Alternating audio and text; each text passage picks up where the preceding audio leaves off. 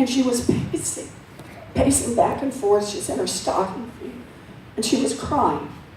And she was saying, "We will not lose this house. We will not lose this house. We will not lose this house." She was 50 years old. She had never worked outside the home. And she was terrified. And so finally, she pulled that dress on. She put on her high heels, blew her nose, and she walked to the Sears and got a minimum wage job. And that minimum wage job saved our house. And it saved our family. And if you want to know who I am, there it is. That's the story written on my heart. And for a long time, I thought that story was a story just about my mother. A story about how she dug deep, and when she had to, she dug deeper. And then I started to understand years later, it's the story of millions of families across this country. People who do what needs to be done to take care of those they love.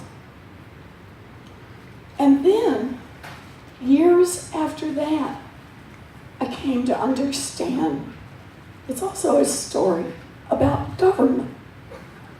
Because when I was a kid, a minimum wage job would support a family of 3. Yeah. It would cover a mortgage. It would cover utilities, and it would still get basic food on the table. Today, a minimum wage job in America, full-time, will not keep a mama and a baby out of poverty. That is wrong, and it's wrong in this country.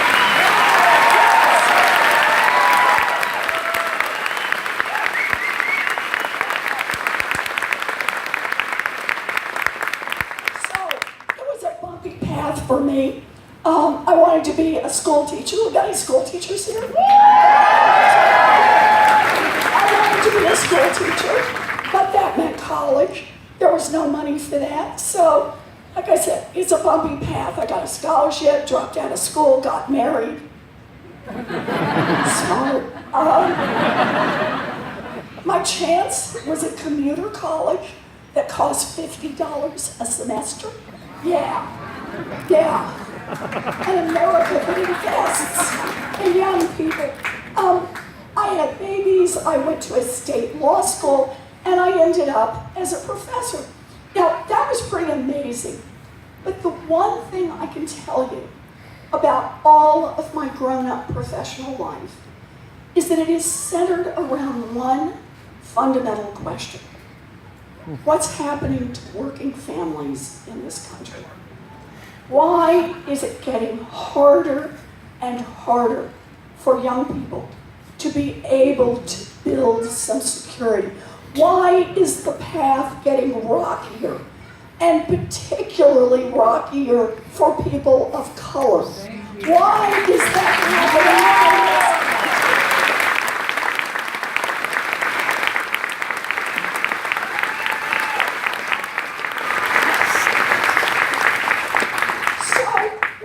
Lay it out a little bit.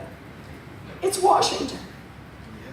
And think about it with the story I started out with.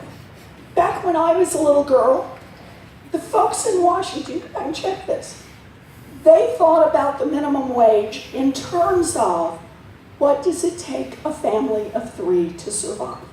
And that's where they thought the minimum wage should be set, because it should be an opportunity, a gateway, a chance to get in. Today, the folks in Washington who are in charge think that the way to set a minimum wage is to maximize the profits of a multinational corporation. They work for the rich and the powerful, not for the rest of us. And it's not just there. It's throughout the system. Washington works great for giant drug companies, not for people who are trying to fill a prescription.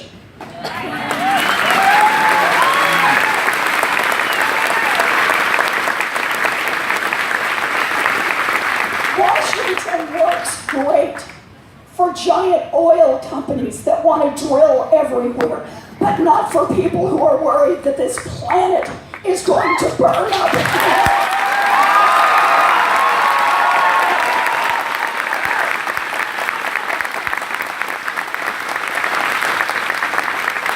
Washington works great for giant financial institutions, but not for people whose social security numbers get stolen. This is one step after another. Washington works for the rich and the powerful and leaves everyone else behind. This is corruption.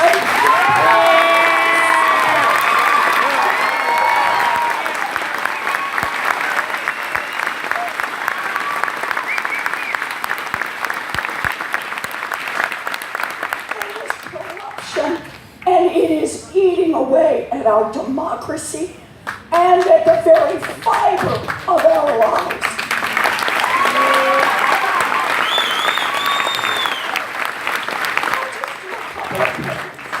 Today in America, wages have basically not budged for the median family for an entire generation, but the cost of housing has gone up. The cost of getting an education has gone up. The cost of child care has gone up. The cost of health care has gone up. Families are in the squeeze because Washington's working for the rich. Home ownership.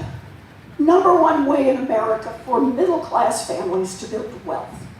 It's generation after generation. It's how it works. Today in America, African American home ownership rates are the same as they were when housing discrimination was legal. Think about that. Yeah. And student loans. Like I said, I got a 4-year diploma at a cost that I could pay for on a part-time waitressing job. Today, young people in this country are getting crushed by $1.5 trillion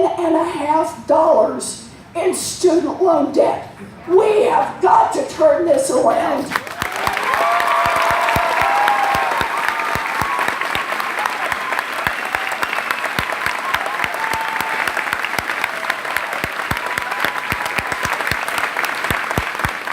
Understand the impact of this corruption. Whatever issue brought you here tonight, I guarantee it intersects through a Washington that's working for the rich and the powerful. Look, gun safety, it goes through Washington. We can't do basic things that most of us agree on. Why? Because we've got the NRA calling the shots in Washington.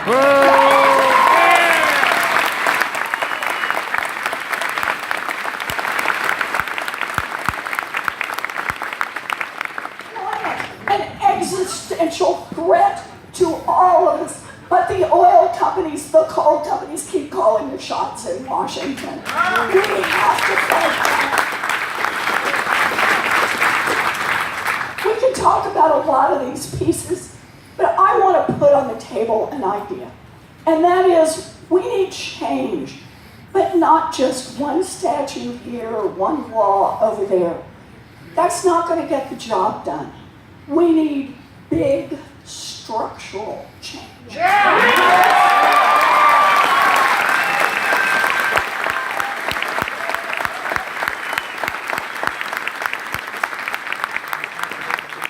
got to go big on this. So let me give you some ideas and some examples, and then we'll get to some questions. So here's the first one. We need to change the rules in Washington. Yes. And it's about money in politics. It's about the influence of money. I have the biggest anti-corruption proposals since Watergate. Yes.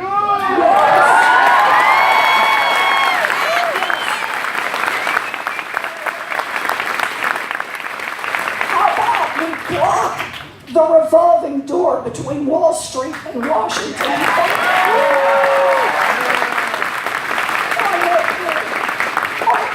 How about if we say that everyone who runs for federal office needs to put their taxes on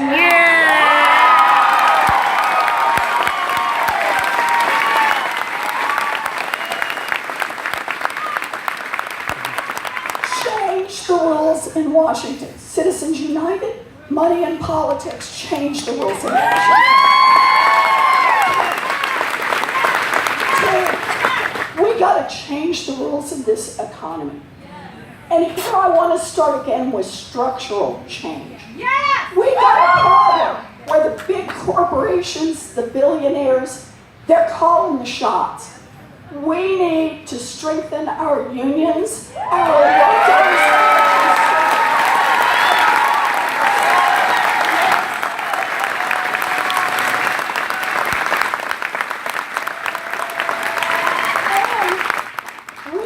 To attack head-on the rising costs that are crippling middle-class families.